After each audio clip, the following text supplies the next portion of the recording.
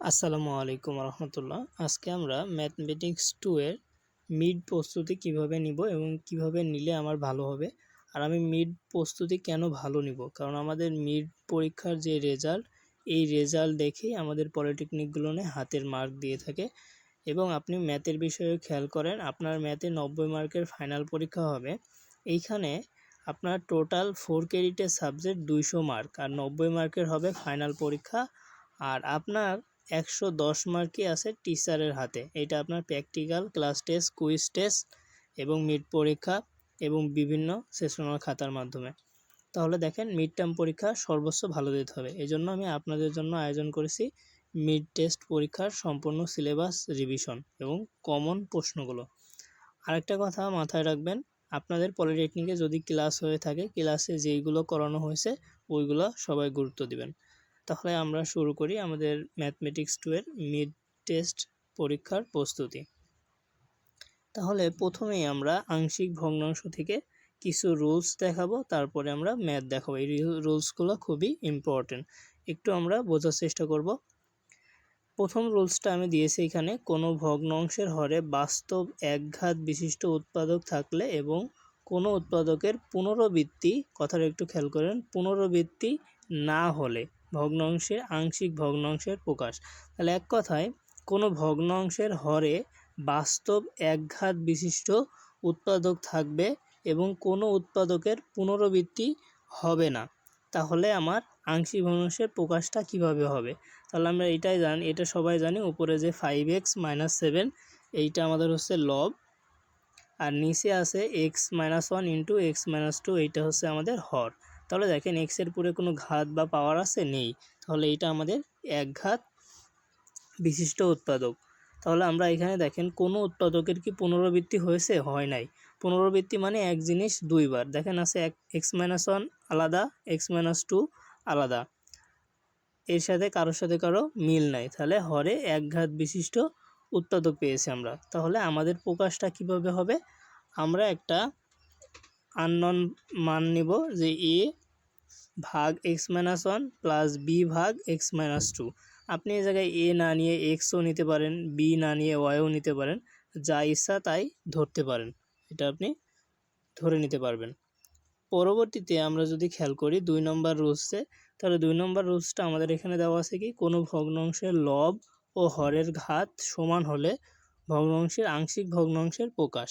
তোমরা কোনো ভগ্নাংশের লব এবং হরের ঘাত সমান হলে, তাহলে দেখেন তো আমাদের যে লব আছে 5x², তাহলে এই জায়গায় 2 ঘাত আছে, নিচেও দেখেন x - 3 x + 1, এখানেও আমাদেরকে x² এটা যদি গুণ করেন তাহলে আমাদের কি দ্বিঘাত আছে। তাহলে এখান থেকে খেয়াল করেন, লব ও হরের ঘাত সমান হলে ভগ্নাংশের আংশিক ভগ্নাংশের প্রকাশ। তাহলে কীভাবে করতে পারবো এটা আমরা? আমাদের নিয়ম হচ্ছে, প্রথম যে আমার যে লবের সহগ মান আছে 5, তাহলে 5 প্লাস a ভাগ একটা উৎপাদক x - 3 প্লাস b ভাগ x + 1। আর আমরা এই যে আংশিক ভগ্নাংশর সংজ্ঞায় হচ্ছে, কোনো ভগ্নাংশকে সমষ্টি আকারে প্রকাশ করা হচ্ছে আংশিক ভগ্নাংশ। তারপরে 3 নম্বর নিয়মটা আমরা দেখি, যদি কোনো ভগ্নাংশের হরে বাস্তব একঘাত বিশিষ্ট উৎপাদক থাকলে কোনো উৎপাদকের পুনরাবৃত্তি হলে ভগ্নাংশের প্রকাশ, মানে একঘাত বিশিষ্ট উৎপাদক থাকবে এবং পুনরাবৃত্তি হতে হবে। তাহলে দেখেন, এখানে আমাদের লব আছে যেটা, কিন্তু এখানে দেখেন x এর পরে কোনো ঘাত আছে নেই, এখানেও নেই, কিন্তু একঘাত উৎপাদক আছে, কিন্তু পুনরাবৃত্তি হতে হবে। তাহলে একটু খেয়াল করেন, x - 1 হোল স্কোয়ার আছে, তার মানে কি এটা দুইটা আছে। যদি আমি এইখানে সাপোজ আপনাকে বোঝানোর জন্য লিখি, আমি যদি 5² লিখি, তার মানে কি এখানে 5 আছে কয়টা? দুইটা, তাহলে তো স্কোয়ার হয়েছে। সেমভাবে x - 1 হোল স্কোয়ার মানে কি x - 1 আছে দুইটা। তাহলে আমাদের এটার সাথে মিলতেছে যে কোনো ভগ্নাংশের হরে বাস্তব একঘাত বিশিষ্ট উৎপাদক থাকলে এবং কোনো উৎপাদকের পুনরাবৃত্তি হলে ভগ্নাংশের প্রকাশ হবে a ভাগ x - 1 প্লাস b ভাগ x - 1 whole square plus c ভাগ x - 2। এগুলো হচ্ছে আমাদের নিয়ম। পরবর্তীতে আমরা যদি ম্যাথ খেয়াল করি একটু, এখানে আমি আর একটা নিয়ম আছে, এইটা আপনি দেখে নিতে পারেন, একটু দেখে নিলেই হবে। সেমভাবে যে হরে বাস্তব দ্বিঘাত বিশ্ব উৎপাদক থাকলে এবং কোনো উৎপাদকের পুনরাবৃত্তি না হলে। দেখেন তো এখানে কোনো উৎপাদকের পুনরাবৃত্তি হয়েছে কিনা, হয় নাই, তাহলে আমাদের এই নিয়মটা হবে। আর এখান থেকে আরও একটু দেখে নিতে পারেন বিস্তারিত, যে কোনো ভগ্নাংশের হরের মাত্রা লবের চেয়ে বেশি বা সমান হলে সেটা প্রকৃত ভগ্নাংশ, আর কোনো ভগ্নাংশের হরের মাত্রা লবের চেয়ে নিম্নতর হলে সেটি অপ্রকৃত ভগ্নাংশ। এখান থেকে আমরা এখন ম্যাথ দেখব ইনশাল্লাহ। দেখেন আমাদের প্রথম অধ্যায়ে যেই ম্যাথটা আমরা এখান থেকে দেখব, এবং আপনার পরীক্ষায় মিড টেস্ট পরীক্ষায় যেগুলো আসার মতো, এখানে খেয়াল করেন। প্রথমে আমার যেটা আছে বীজগণিত আংশিক ভগ্নাংশ কাকে বলে, এটা আমাদের একটু বোঝার জন্য আমি জায়গায় দিয়েছি। যখন কোনো মূলত বীজগণিত ভগ্নাংশকে দুই বা ততোধিক সহজ ভগ্নাংশের সমষ্টি রূপে বা যোগফল রূপে প্রকাশ করা হয়, সেটাই হচ্ছে আমাদের আংশিক ভগ্নাংশ। আর যেটা আমরা বললাম ওইখানে যে বীজগণিত প্রকৃত এবং অপ্রকৃত ভগ্নাংশ কাকে বলে। প্রকৃত ভগ্নাংশ কি, যে সকল ভগ্নাংশের হর বড় হবে আর লব ছোট হবে সেটা প্রকৃত ভগ্নাংশ। আর অপ্রকৃত হলে এর উল্টাটা হবে, যে ভগ্নাংশের লব বড় হবে আর হর ছোট হবে। মেন বিষয় হলো আমাদের যেইটা এখানে আপনার অতি সংক্ষিপ্ততে থাকতে পারে, এইটা দেখেন 1/x × x+1কে আংশিক ভগ্নাংশে প্রকাশ করো। তাহলে দেখেন আমার হরে কি আছে x × x+1, তাহলে আমি এখানে আমার সূত্র অনুযায়ী আমি কি লিখতে পারবো, a/x + b/x+1। সেমভাবে আমার আরও কিছু তথ্য এখান থেকে যদি দেখি,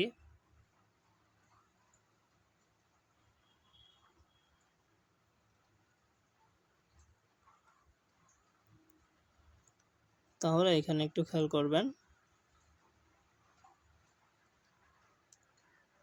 আমার এই ম্যাথটা একটু দেখেন, 3x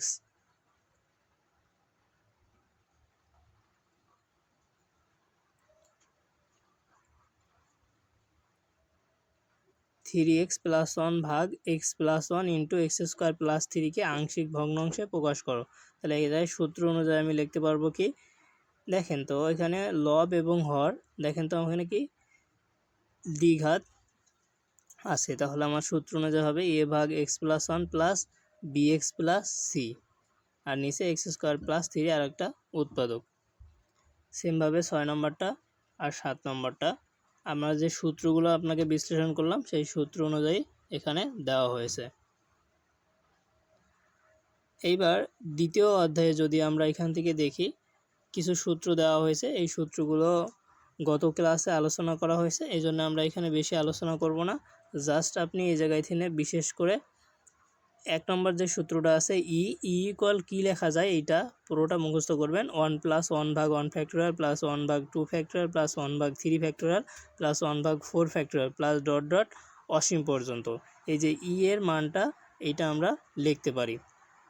আর e⁻−1 হলে আমি যে টেকনিকটা শিখেছিলাম, শুধু বেজোড়ের আগে মাইনাস আসবে। তাহলে 1 - 1/1 factorial + 1/2 factorial - 1/3 factorial + ... (1n) 1/n factorial অসংজ্ঞায়িত। এখান থেকে দুইটা সূত্র এবং 3 নম্বর সূত্রটা দেখে নেবেন, তাহলেই হবে। পরবর্তী স্লাইডে যদি আমরা যাই, তাহলে এখান থেকে দেখব সেই গুরুত্বপূর্ণ অংশটা। এখান থেকে একটু খেয়াল করবেন যে সূচক ধারা কাকে বলে, আপনার অতি সংক্ষিপ্ত আসতে পারে যে e⁻x এর বিস্তৃতির দিকে সূচক ধারা বলে, এটা খুবই গুরুত্বপূর্ণ।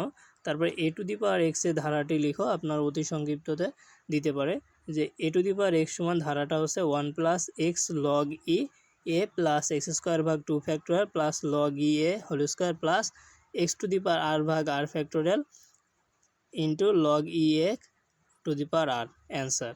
আবার এর ধারাটা আমরা যেখানে তো বললাম সমান কি লেখা যায়, 1 + 1/1 ফ্যাক্টোরিয়াল + 1/2 ফ্যাক্টোরিয়াল + 1/3 ফ্যাক্টোরিয়াল + ... অসীম পর্যন্ত ইনফিনিটি। আর এর মানের সীমাবদ্ধতা খুবই গুরুত্বপূর্ণ, 2 থেকে বড় এবং 3 অপেক্ষা ক্ষুদ্রতর। এখান থেকে পরবর্তী স্লাইডে আমরা যদি দেখি, এখান থেকে আরও বিস্তারিত দেখব। e⁻x এর ধারা আমরা এখন জানি সবাই, তাহলে এখান থেকে একটু দেখেন। আর এইখানে যে এই যে 8 নম্বর বলে দেওয়া আছে, এটা খুবই important. 1/2 factorial plus 2/3 factorial plus 3/4 factorial n-তম পদ কত? n-তম পদের সূত্রই হচ্ছে n/n-1, এটাই হচ্ছে আমাদের অ্যান্সার। পরবর্তীতে আপনাদের তৃতীয় অধ্যায়ে যদি দেখেন, আপনি দ্বিপদী উপপাদ্য যেটা আছে, দ্বিপদী রাশির যে সংজ্ঞাটা আপনার এখান থেকে খুবই গুরুত্বপূর্ণ। দেখেন, যে রাশিতে দুইটি পদ থাকে তাকে দ্বিপদী রাশি বলে। দুইটা পদ মানে a প্লাস বি একটা পদ, এক্স প্লাস ওয়াই আর একটা পদ। সুন্দর। আরেকটা বিষয় যে খেয়াল করবেন, যে সূত্রটা আবার এখানে খুবই কাজে লাগবে,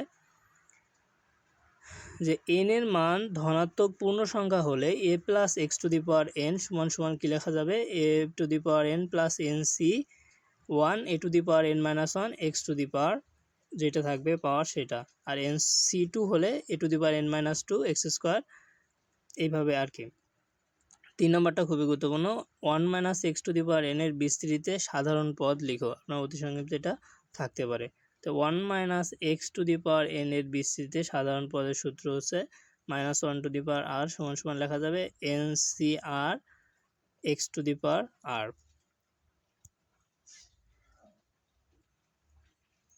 এখানে আর একটা 4 নম্বরটা খুবই গুরুত্বপূর্ণ, এখানে একটু খেয়াল করেন। 4 আর 5-এর মধ্যে থেকে আপনার যে কোনো একটা প্রশ্ন থাকবে ইনশাল্লাহ, আপনি যেই পলিটেকনিক হন, আজ এখানে মিড টেস্ট পরীক্ষা হোক, এখানে এটা দুইটা খুবই গুরুত্বপূর্ণ। 5 নম্বরটা আসার মতো। তাহলে এখান থেকে একটু দেখেন, আমরা যদি 5 নম্বরটা দেখি তাহলে 4 নম্বরটা এমনি পারবো। 1 প্লাস এক্স টু দি পাওয়ার 100 এর বিস্তৃতিতে কততম পদটি মধ্যপদ হবে? তাহলে 1 প্লাস 100 এর বিস্তৃতিতে n এর মান কত? এই জায়গায় 100, তাহলে একটি জোড় সংখ্যা এর মধ্যপদ সংখ্যা হবে কত? 100/2 মানে n/2 প্লাস 1 সূত্র অনুযায়ী। তাহলে আমাদের এখানে হবে হচ্ছে 51 অ্যান্সার। ঠিক আছে, 5 নম্বরটা খুবই গুরুত্বপূর্ণ, আপনার মিড টেস্ট পরীক্ষায় থাকার মতো এবং ফাইনালেও অতি সংক্ষিপ্তে থাকতে পারে ইনশাল্লাহ। পরবর্তীতে আমরা যদি দেখি, এই যে ওইখানে সম্পূর্ণ সমাধানটা এখানে দেওয়া হয়েছে, এখন সুন্দর করে দেওয়া আছে। এখন 7 নম্বরটা একটু খেয়াল করেন, x plus 1/x to the power 7 এর মধ্যপদ কত? এখানে পাওয়ারকে 7, তাহলে দেওয়া আছে আমার এত, তাহলে n বিজোড় সংখ্যা হলে অতঃপর এর মধ্যপদ দুটি হবে। কিভাবে হবে? n প্লাস 1/2 আর একটা হবে 4তম পদ যেটা দ্বিতীয় পদ, n প্লাস 3/2 মানে 5তম পদ। এই বিষয়টা ক্লিয়ার হবেন সবাই, আমি ক্লিয়ার বলার চেষ্টা করতেছি। X plus 1/x to the power 7 এর মধ্যপদ কত দেওয়া আছে কি এইটা? তাহলে এখন n কত? আমার n এর যে পাওয়ারটা আছে বেজোড়, তো অতএব এর পদ মধ্যপদ হবে হচ্ছে দুইটা। তাহলে এটা কিভাবে হবে? n প্লাস 1/2, তাহলে আসছে কি 4তম পদ। তাহলে এখন দ্বিতীয় পদটা কি হবে? 7 মানে বিজোড় সংখ্যা প্লাস 3/2, এটা হবে আমাদের 5তম পদ। ঠিক আছে, পরবর্তী স্লাইডে যদি দেখি, আমাদের এটা হচ্ছে 4 নম্বর অধ্যায় ফাংশন।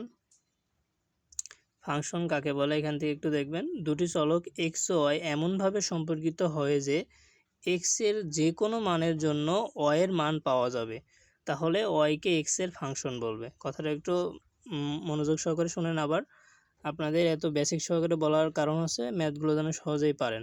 দুটি চলক এক্স ও ওয়াই এমনভাবে সম্পর্কিত হয় যে এক্স এর যে কোনো মানের জন্য ওয়াই এর মান পাওয়া যাবে, তাহলে ওয়াইকে আপনি এক্স এর ফাংশন বলতে পারবেন। এটাকে আপনি প্রকাশ করতে পারেন এফ অফ এক্স। আর এখানে 2 নম্বরটা খুবই ইম্পর্টেন্ট, এফ অফ এক্স সমান সমান কস এক্স হলে এফ অফ π/4 এর মান কত? ম্যাথটা খুবই ইম্পর্টেন্ট। দেখেন, দেওয়া আছে কি এফ অফ এক্স সমান সমান কস এক্স, তাহলে আমি যদি এফ অফ এক্স এর জায়গায় শুধু এক্স এর জায়গায় π/4 লিখি, তাহলে যে জায়গায় এক্স আছে সেই জায়গায় আমার π/4 হবে। তাহলে কস এক্স ছিল, তাহলে এক্স এর জায়গায় আমি আবারও π/4 লিখবো। যদি π/4 না লিখে আমি যদি 3 লিখতাম, তাহলে এক্স এর জায়গায় 3 লিখতাম, কিন্তু আমাকে চেয়েছে এইটা যে এফ অফ π/4 এর মান কত। তাহলে এফ অফ এক্স সমান সমান কস এক্স দেওয়া আছে, তাহলে এক্স এর জায়গায় আমরা π/4 লিখলাম, তাহলে এই পাশেও এক্স এর জায়গায় π/4 লিখলাম। আর π/4 মানে কস 45 ডিগ্রি। ঠিক আছে, তাহলে 1/√2, 180, পায়ের মান কত? 180/4।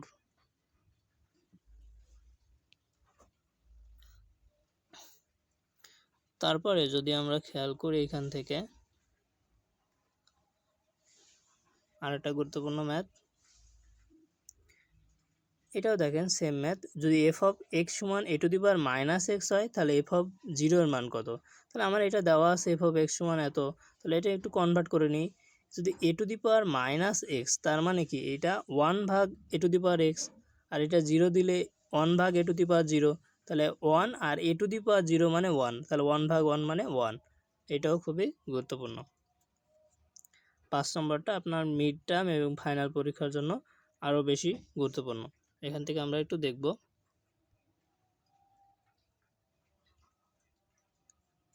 যদি এখানে দেখেন এটা এফ অফ এক্স সমান দেওয়া আছে 2x প্লাস 2x ভাগ 1 প্লাস এক্স স্কোয়ার হয়, তবে প্রমাণ করো যে এফ অফ ট্যান থিটা সমান সাইন 2 থিটা।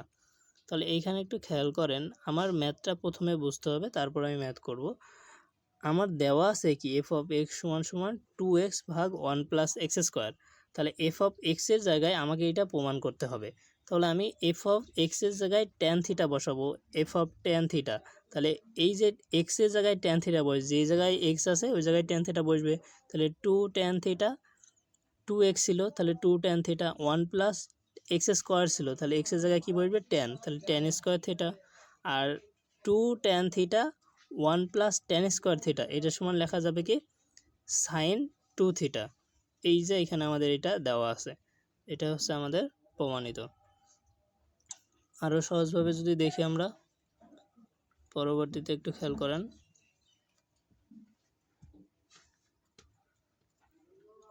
এখান থেকে আমরা যেটা দেখব এটা খুবই গুরুত্বপূর্ণ, লিমিট। এটা আপনাদের 5 নম্বর অধ্যায় একটু যদি দেখেন, limit x to the power n minus a to the power n ভাগ x minus a, limit x to the power x tends a x to the power n minus a to the power n ভাগ x minus a. তাহলে এটা আমরা কীভাবে লিখতে পারবো, limit x to the power n minus a to the power n ভাগ x minus a. তাহলে এক্সের মানটা আমাদের এখানে কত এ, তাহলে আমরা এটা যদি বসাই x to the power n তার মানে কি n a to the power n, আর এখানে আছে এ টু দি পাওয়ার এন, আর নিচে আছে এক্স, এক্সের জায়গায় বসবে এ, তাহলে কি এ মাইনাস, তাহলে আমরা এখান থেকে কি লিখতে পারবো এন এ এন মাইনাস 1। এই বিষয়টা আর একটু ক্লিয়ার হবেন। আমাদের বলতেছে কি limit x x extend two A x to the power n minus a to the power n ভাগ এক্স মাইনাস এ, এটা আমি কিভাবে লিখতে পারবো, তাহলে এটা বসাইলাম আমার যেটা দেওয়া আছে। তো এইটার সমান আমি লিখতে পারবো সূত্র অনুযায়ী N a to the power n minus 1।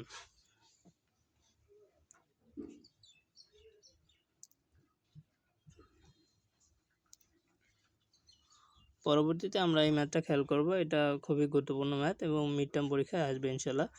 দেখেন limit x tends to 4 x square minus 9 x plus 3, এটাকে আমরা প্রমাণ করব কিভাবে।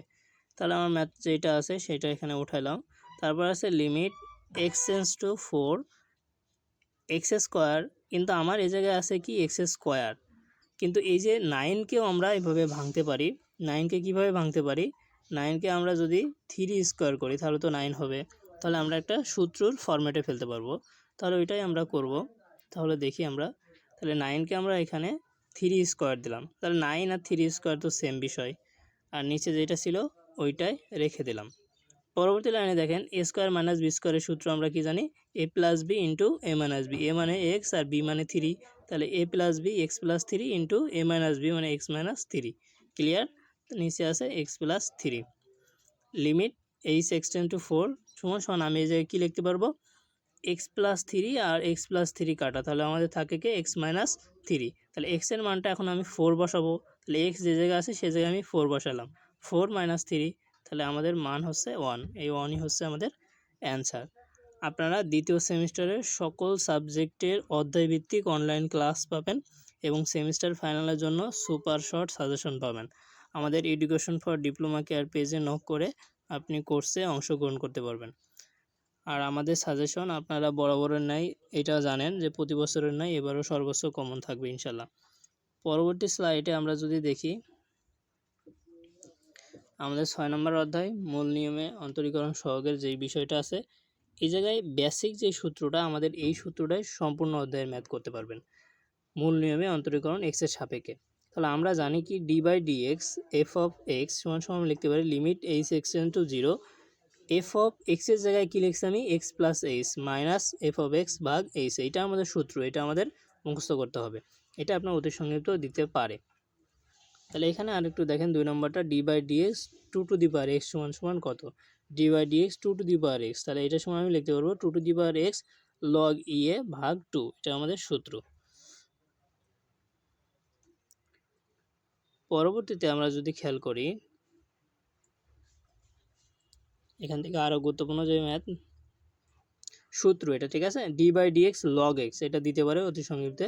D by D x log x সমান সমান 1 ভাগ এক্স, একদম ঠাডা মুখস্থ, মানে কি টি এম, ঠাডা মুখস্থ। ওকে, আর একটা আছে D by D X sec inverse X, এটাকে আমরা লিখতে পারবো মুখস্থ কিন্তু 1 ভাগ X root over X minus 1 ভাগ X into root over X square minus 1। এটাও আমাদের সূত্র, মুখস্থ করতে হবে। পরবর্তী স্লাইডে আসবো আমাদের 7 নম্বর অধ্যায়ের এই সূত্রটাও আপনার দিতে পারে এবং ফাইনাল পরীক্ষার জন্য খুবই গুরুত্বপূর্ণ, এবং এই সূত্র দিয়েই ম্যাথ হবে। ডি ভাগ ডি এক্স মানে D by D x U V এর যে সূত্রটা আছে, এবং খুব সহজ, একটু মনোযোগ দেন, টেকনিক সহকারে কীভাবে মুখস্থ করা যায়। D by D x U V, তাহলে আমি এই সূত্রটা কী লিখতে পারবো, ভাগের সূত্র এটা। তাহলে প্রথমে আমরা নিচেরটা নিব, তাহলে v d by D x u. আমরা কাকে নিছি প্রথমে, নিচেরটা, v d by D x u minus, যেহেতু ভাগের সূত্র, মাইনাস উপরেরটা নিব u d by D x, ইউকে তো নিয়ে নিছি, তাহলে কাকে এবার ডিফারেন্সিয়েশন করব, ভিকে, u d by D x v, আর নিচে হয়ে যাবে ভি স্কোয়ার। আমি এটা আবারও বলতেছি, আর অন্যথায় আপনি আবার একটু 10 সেকেন্ড টেনেও এটা শুনে নিতে পারেন। আমি আবারও বলতেছি, খুবই গুরুত্বপূর্ণ একটা সূত্র, কীভাবে একটু মনে রাখবেন। আমার সূত্র হচ্ছে D by D x U ভাগ ভি। তাহলে এটাকে আমি কিভাবে লিখতে পারবো, ইকুয়াল, প্রথমে আমরা নিচেরটা নিব, v d by D x u, নিচেরটা যদি নিই তাহলে উপরেরটা বাকি আছে, তাহলে d by D x u, যেহেতু ভাগের সূত্র ওই জন্য মাইনাস, তারপরে উপরেরটা নিব u d by D x v, আর নিচে হচ্ছে ভি স্কোয়ার। ওকে, পরবর্তী স্লাইডে যদি আমরা দেখি, এখান থেকে আপনাদের 7 থেকে 8টা অধ্যায় হওয়ার পরে প্রথম থেকে আমরা লাস্টের যে আপনাদের ভেক্টর আছে, ভেক্টরের 13, 14, 15 এখান থেকে একটু দেখাবো। এটা আপনাদের প্রত্যেকটা পলিটেকনিকে দিয়ে থাকে, সহজ অধ্যায় তো এই জন্যই। তাহলে আমরা এখান থেকে দেখব একক ভেক্টর কাকে বলে। কোনো ভেক্টরের পরম মান 1 হলে তাকে একক ভেক্টর বলে, সহজেই মুখস্থ করে নেবেন। কোনো ভেক্টরের পরম মান 1 হলে তাকে একক ভেক্টর বলে। ভাইয়া পরম মান আবার কি, এটাও বলবো, যে মান 0 নয় এরূপ একটি ভেক্টরকে তার মান দ্বারা ভাগ করলে ওই ভেক্টর রাশির দিকে যে সমান্তরাল একটি একক ভেক্টর পাওয়া যায়। যদি এ ভেক্টর একটা ভেক্টর রাশি হয়, সেখানে এ নট ইকুয়াল 0 একক ভেক্টর এ ভেক্টর ভাগ এর পরম মান, এর পরম মানকে দুইটা সমান্তরাল চিহ্ন দ্বারা প্রকাশ করা হয়। তাহলে এখান থেকে একটু খেয়াল করেন, খুবই ইম্পর্টেন্ট, যে ভেক্টরের ত্রিভুজের সূত্র কি, একদম ঠাডা মুখস্থ করবেন। যদি কোনো ত্রিভুজের সন্নিহিত বাহু দুইটি একই ক্রমে দুটি ভেক্টর রাশি নির্দেশ করে, তাহলে ত্রিভুজটির তৃতীয় বাহুটি বিপরীত ক্রমে ভেক্টর দুটির লব্ধীয় মান দিক নির্দেশ করবে। মানে এইটাই হচ্ছে সূত্র, এবং এইটাই হচ্ছে ফর্মুলা, ম্যাথের সময় কাজে লাগবে। সেমভাবে আমাদের যেখানে যেই ম্যাথটা এটা ইম্পর্টেন্ট, যেমন 2i minus 6j minus 3k এর মান কত। তাহলে আমরা এটা কীভাবে পাবো, শুধু পরম মানগুলো নিব। তাহলে আই এর কাছে মান কি আছে 2, তাহলে 2 রুট ওভার 2 স্কোয়ার, এখানে আছে কি প্লাস সূত্র অনুযায়ী, তারপরে আছে কি মাইনাস 6 পরম মান 6 স্কোয়ার প্লাস 3 হোল স্কোয়ার। তাহলে এখান থেকে আমরা পাবো 2 স্কোয়ার করলে 4, আর 6 স্কোয়ার করলে 36, 3 স্কোয়ার করলে 9। তাহলে আমরা 36 আর 4 40 আর 9 49, তাহলে রুট 49 করলে 7 অ্যান্সার। খুবই গুরুত্বপূর্ণ এখান থেকে। পরবর্তী স্লাইড আমরা দেখব, এই যে এই ম্যাথটা এখানে একটু খেয়াল করবেন, যে পি কিউ এর অবস্থান ভেক্টর দুটি আছে, এখানে দুইটা ভেক্টর দেওয়া আছে, একটা vector P 2i plus J minus 2k, আর একটা ভেক্টর আছে 5i minus J plus 4k হয়। তাহলে পি কিউ সমান সমান কত। তাহলে এই জায়গায় ধরি মূল বিন্দু হচ্ছে ও, তাহলে এইখান থেকে আমরা ওপি ভেক্টর যেটা দেওয়া আছে 2i plus J minus 2k আর ও কি হচ্ছে 5i minus J plus 4k। এখন এই দুইটা ভেক্টরের গুণ করব আমরা কিভাবে পারবো, যেমন পি কিউ অবস্থান ভেক্টর দুটো বলছে, তাহলে আমাদের সূত্র অনুযায়ী P Q O Q minus ওপি।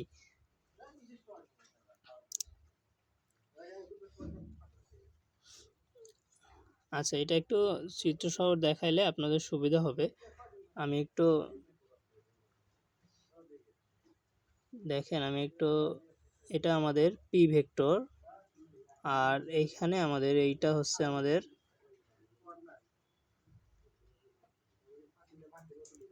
কিউ ভেক্টর আর এইটা আমাদের ও বিন্দু, ঠিক আছে।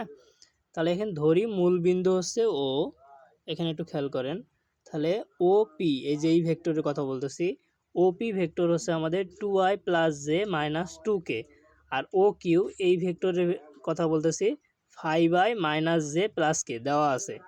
এই দুইটা ভেক্টরে পি কিউ ভেক্টর সমান আমি কি লিখতে পারবো, ও কিউ, এই যে ও কিউ মাইনাস ওপি, তাহলে আমরা পি কিউ ভেক্টর পাবো। তাহলে 5i minus J plus 4k minus 2i minus J plus 2k দুইটা ভেক্টর আমি এই জায়গায় লিখলাম। তাহলে দেখেন এই জায়গায় 5i আছে, এখানে 2i আছে মাইনাস, 5i প্লাস আর 2i হচ্ছে মাইনাস, তাহলে আমার 3i আর মাইনাস জে আছে, তাহলে মাইনাস 2j আর 4k আছে আর প্লাস 2k আছে, তাহলে 6k। এটাই হচ্ছে আমাদের অ্যান্সার। এখান থেকে আরেকটা গুরুত্বপূর্ণ, দিক কোসাইন ও দিক অনুপাত কাকে বলে। দিক কোসাইন কোনো ভেক্টর এক্স ওয়াই জেড অক্ষের সাথে যে কোণ করে তার কসের মান সমূহকে দিক কোসাইন বলে আর একে এল এম এন দ্বারা প্রকাশ করা হয়ে থাকে। পরবর্তীতে যদি এখানে আপনি খেয়াল করেন 14 অধ্যায়, এখানে একটু দেখেন,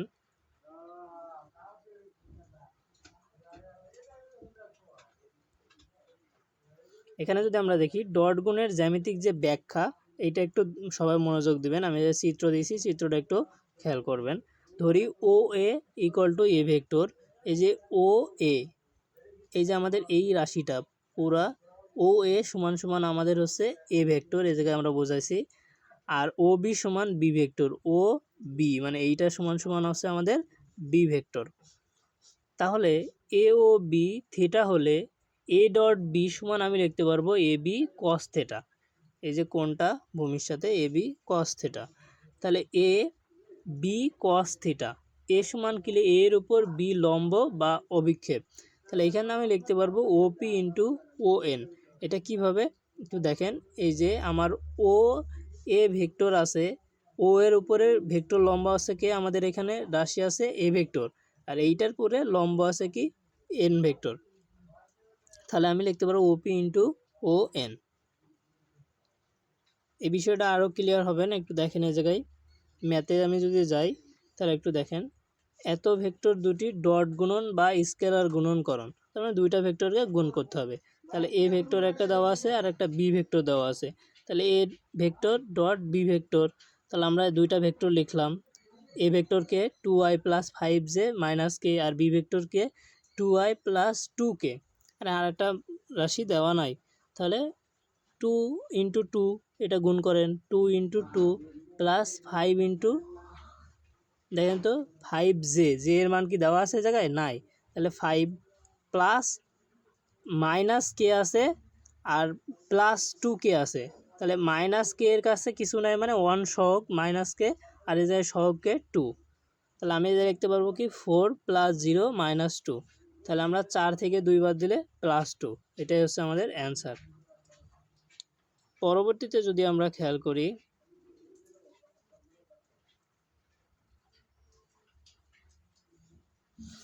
খুবই গুরুত্বপূর্ণ বিষয়, এই জায়গায় একটু দেখেন, স্কেলার গুণন ও ভেক্টর গুণফলের মধ্যে পার্থক্য দেখাও বা ব্যাখ্যা করো, ঠিক আছে। এখানে দেখেন স্কেলার গুণন যেটা আছে আর ভেক্টর গুণন যেটা আছে, দুইটা পার্থক্য সুন্দর করে লেখা আছে, এটা মুখস্থ করবেন, আপনার পরীক্ষায় দিয়ে দিতে পারে। আবার স্কেলার রাশি ও ভেক্টর রাশির মধ্যে পার্থক্য, এইটা একটু মুখস্থ করবেন, তাহলে ম্যাথ করার জন্য আপনার সহজ হবে। আশা করি সবাই এটা মুখস্থ করবেন। পরবর্তীতে আমরা যদি এখান থেকে খেয়াল করি তাহলে যেটা দেখব যে এত এর মান নির্ণয় করো। দেখেন এখানে এইটার মান নির্ণয় করো। কিভাবে আমি পারবো? আমার একটা ভেক্টর দেওয়া আছে 3i - 4k into i - 2j এর মান নির্ণয় করো। তাহলে এইটা আমি লিখলাম, এইটা লিখলাম, ইকুয়াল টু আমি এটা যেভাবে করতে পারবো,